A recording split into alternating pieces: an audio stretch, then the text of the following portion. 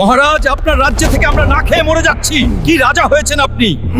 রাজ্য ভালোভাবে চালাতে পারেন না। রাজা হওয়া এত সহজ না। আমাকে একদিনের জন্য রাজা বানান, দেখেন আমি কি করতে পারি। একদিনের জন্য রাজা? ঠিক আছে হাল্ক, তোরে আমি একদিনের জন্য রাজা বানাই দিলাম, দেখি তুই কার বালটাই ফালাস। আজ থেকে আমাদের নতুন রাজা একদিনের জন্য হাল্ক। এই যে আমার মৃত্যু না হওয়া পর্যন্ত আমি এই রাজ্যের রাজা। আইন পাস। রাজাকে এখনই বন্দি করে কারাগারে নিক্ষেপ করো। না, এটা হতে পারে না। সেনাপতি, হাল্ককে বন্দি করো। মহারাজ, এখন আপনার কথা শুনতে পারবো না, চলেন কারাগারে।